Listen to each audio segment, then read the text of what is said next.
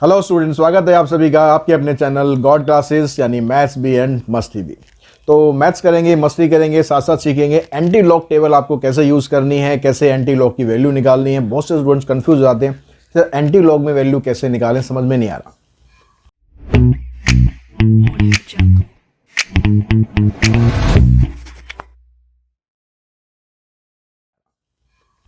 तो सबसे पहले तो आपको जो लॉग टेबल है वो भी देखनी आनी चाहिए। उसका वीडियो ऑलरेडी मैंने अपलोड कर चुका हूँ।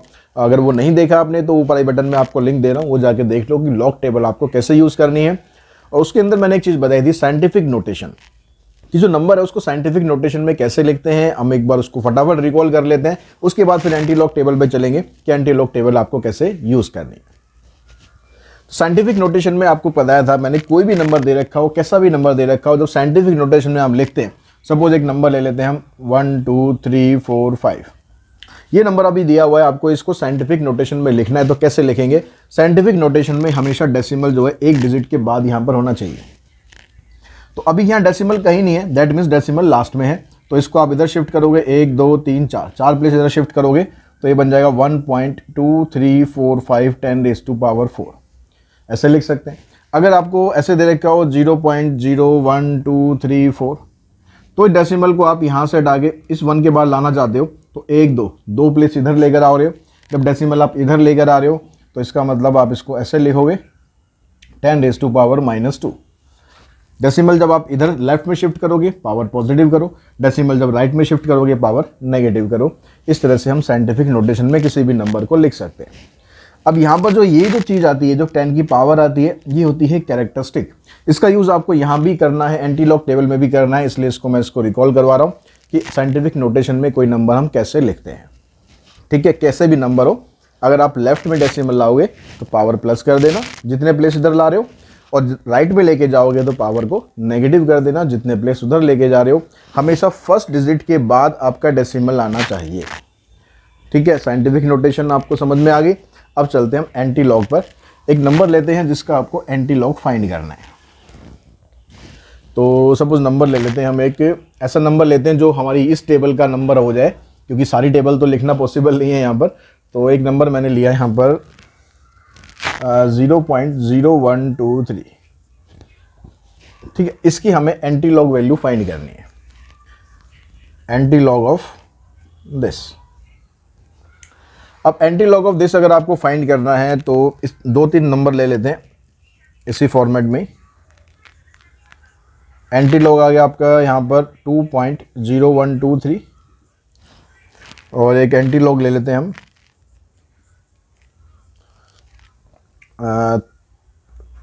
3.0123। अब यहाँ पर अगर लॉग टेबल आपको ध्यान हो तो उसमें ये जो नंबर होता है, आगे जो नंबर होता है, ये किसको रिप्रेजेंट करता है? ये कैरेक्टरिस्टिक को रिप्रेजेंट करता है। तो ये कैरेक्टरिस्टिक हमारे पास इन नंबर्स में क्या रखा है? इसमें कैरेक्टरिस्टिक 0 है, इसमें कैरेक्टरिस्टिक 2 है, इसमें कैरेक्टरिस्टिक 3 है। ठीक है, क्या इसका यूज होगा अभी समझेंगे हम आगे। डेसिमल के जो बाद वाला नंबर है वो आपको एंटी लॉग टेबल में देखना है, डेसिमल से पहले वाला नहीं, यानी इंटीग्रल पार्ट है वो नहीं देखना। ये जो 0 2 3 है ये नहीं देखना, आपको डेसिमल के जो बाद वाला पार्ट है इसको आप एंटी लॉग टेबल में देखोगे। तो जैसे अपने लॉग में पहली 2 डिजिट यहाँ पर लेफ्ट में दी होती है, तो यहाँ भी आपको पहली 2 डिजिट लेफ्ट में मिलेंगी। जैसे यहाँ पर 0.01 है तो 0.01 हमारा ये हो गया। अब 0.01 के सामने अगली डिजिट क्या है? 2 है। 2 के सामने नंबर आ रहा है 1028। 2 के सामने क्या नंबर आ रहा है हमारा? 1028, ये नंबर आ रहा है। उसके बाद अगली जो डिजिट है 3, इसको हम कहाँ पर देखेंगे? कोई मीन डिफरेंस वाले में देखेंगे। तो 0.01 वाली टेबल में 3 के सामने जो वैल्यू आ रही है वो आ रही है 1। यहाँ से ये वैल्यू ली हमने, यहाँ से ये वैल्यू ली है, इन दोनों को ऐड कर देंगे तो वैल्यू बनेगी आपकी 1029। तो आपके पास जो वैल्यू आ रही है 1029। ठीक है, ये मेंटी साहब ने यहाँ से निकाल लिया इसका।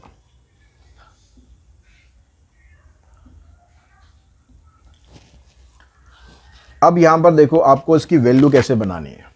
ये जो हमने स्टार्टिंग में टर्म ली थी इसकी वैल्यू आप कैसे लिखोगे? जब भी हम नंबर लिखेंगे यहाँ से एंटी लॉग से जो भी आप नंबर लिखोगे, जो वैल्यू आपको मिलेगी उसको हमेशा आपको स्टैंडर्ड फॉर्मेट में लिख देना है। स्टैंडर्ड फॉर्मेट क्या होता है कि एक प्लेस के बाद डेसिमल लगता है। तो यानी हमारे पास ये बनेगा 1.029।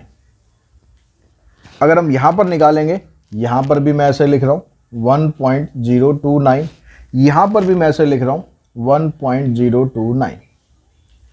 अब इनमें डिफरेंस क्या हुआ? इनमें डिफरेंस जो कैरेक्टरिस्टिक है वो करेगा। कैरेक्टरिस्टिक यहाँ पर 0 है तो ये नंबर एज इट इज़ रहेगा। इसका मतलब है कि इसको आपको 10 की पावर 0 से मल्टीप्लाई करना है, तो कोई फ़र्क पड़ेगा नहीं, 10 की पावर 0 तो 1 होती है, तो आंसर आपका यही आएगा। इसको आपको मल्टीप्लाई करना है 10 की पावर 2 से, जितना कैरेक्टरिस्टिक होगा उतनी पावर से मल्टीप्लाई कर दो। तो आई होप अब आपको एंटीलॉग टेबल देखनी अच्छी तरह आ चुकी होगी। एंटीलॉग टेबल से आप वैल्यू कैसे निकाल सकते हैं, लॉग टेबल भी ऑलरेडी मैं आपको बता चुका हूँ, वो भी बहुत अच्छे तरीके से आ चुकी होगी। इसके अलावा और कौन सी टेबल्स आपको समझ में नहीं आती हैं, कैसे वैल्यू निकालते हैं, तो उसको मुझे आप कमेंट बॉक्स में बता सकते हैं। कोशिश करेंगे उसके ऊपर भी हम वीडियो बना सकें, या और ऐसे कौन से शॉर्टकट्स हैं जो आपको लगता है कि हाँ आपको ज़रूरत है कैलकुलेशन के लिए, तो कमेंट बॉक्स में मुझे ज़रूर बताएं। कोशिश करूँगा मैं आपकी जो हर एक प्रॉब्लम है, जो आपकी जो भी समस्या है, उससे आपको मुक्ति मिल सके। तो आज की इस वीडियो में इतना ही। Thanks to all of you.